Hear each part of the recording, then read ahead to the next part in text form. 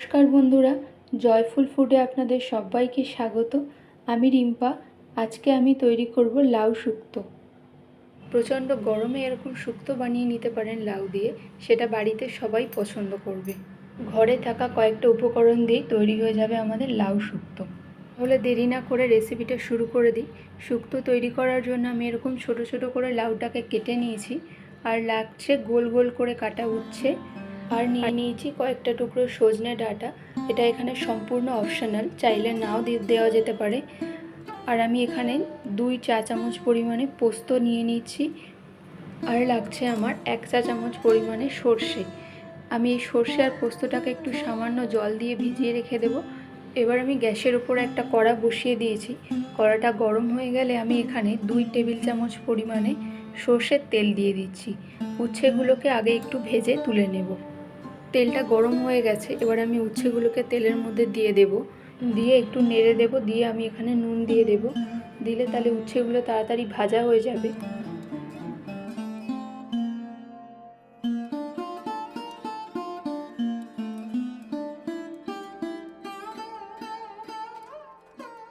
উচ্ছেটা ভাজা হয়ে গেছে, এবার আমি উচ্ছেগুলোকে তুলে নেব।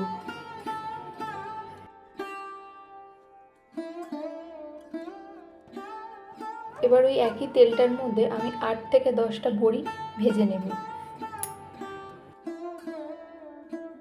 বড়িটাকে একটু হালকা লাল করে ভাজতে হবে, নয়তো এরকম সাদা থাকলে বড়ির কাঁচা গন্ধটা আসে। ঠিক এরকম লাল হয়ে গেলে তখন বড়িটাকে আমরা তুলে নেব। এবার ওই একই তেলের মধ্যে আমি আরও 1 টেবিল চামচ পরিমাণে সর্ষের তেল দিয়ে তার মধ্যে 2টো তেজপাতা, 5 ফোড়ন ও সামান্য একটু রাঁধুনি দিয়ে দিয়েছি। ফোড়ন থেকে ভালোভাবে ফ্লেভারগুলো বেরিয়ে আসলে আমি এবার লাউটাকে দেব।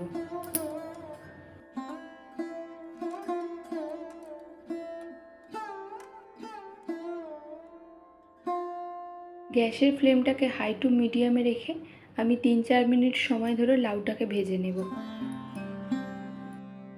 এবার কেটে রাখা সজনে ডাঁটার টুকরোগুলোকেও দিয়ে দেব, দিয়ে আমি আরও 1 মিনিট সময় ধরে নেড়ে সজনে ডাঁটাগুলোকেও লাউয়ের সাথে ভালোভাবে মিশিয়ে ভেজে নেব। সবজির পরে এবার আমি একে একে মশলাগুলো দেব। এখানে আমি স্বাদ মতো নুনটা দিয়ে দিচ্ছি। তারপর আমি দেব 1/2 চা চামচ পরিমাণে জিরের গুঁড়ো ও 1/2 চা চামচ পরিমাণে আদা বাটা। মশলাগুলোকে দিয়ে এবার একটু ভালোভাবে মিশিয়ে নেব সবজিগুলোর সাথে মশলাগুলোকে। যেহেতু নুন দেওয়া হয়ে গেছে, এখান থেকে লাউগুলো থেকে জল ছাড়তে শুরু করে দিয়েছে। কড়াইটাতে আমি ঢাকনা দিয়ে দেব, দিয়ে গ্যাসটাকে মিডিয়াম ফ্লেমে রেখে 5 থেকে 7 মিনিট ধরে লাউটাকে সিদ্ধ করে আমি ফিরে এসেছি। এবার ভেজে রাখা বড়িগুলোকেও আমি হাত দিয়ে ভেঙে নিয়েছি, সেগুলোকেও মিশিয়ে দিয়েছি, আর উচ্ছেগুলোকেও একই সাথে দিয়ে দেব, দিয়ে একটু মিশিয়ে নেব। লাউগুলো আর একটু সিদ্ধ হবে। আমি আগের থেকে যে সর্ষে আর পোস্তটাকে ভিজিয়ে রেখেছিলাম সেটা বেটে নিয়েছি, এবার মিশিয়ে দেব। এবার এই সর্ষে পোস্তর বাটিটাতেই আরও একটু সামান্য পরিমাণে জল আমি ভালো করে ধুয়ে লাউটার মধ্যে দিয়ে দেব। আরও 2 মিনিটের জন্য আমি লাউটাকে ঢাকা দিয়ে দেবো, আর একটু সিদ্ধ হওয়া অবধি অপেক্ষা করব। মাঝে একবার আমি ঢাকনাটা খুলে 1/2 চা চামচ পরিমাণে চিনি দিয়ে দিয়েছি। এটা যেহেতু লাউ শুক্তো, একটু হালকা পরিমাণে মিষ্টি হলেই স্বাদটা ভালো হবে। এবার ঢাকনাটা খুলে দেখব লাউটা ভালোভাবে সিদ্ধ হয়েছে নাকি। লাউটাও এখন ভালোভাবে সিদ্ধ হয়ে গেছে, রান্নাটা আমার শেষের দিকে। এবার আমি 1/2 কাপ দুধের মধ্যে 1/2 চা চামচ পরিমাণে ময়দা দিয়ে দিচ্ছি। এখানে শুধু দুধ দিলে দুধটা অনেক সময় কেটে যাওয়ার সম্ভাবনা থাকে, তাই আমি দুধের মধ্যে 1/2 চা চামচ পরিমাণে ময়দা দিয়ে দিয়েছি।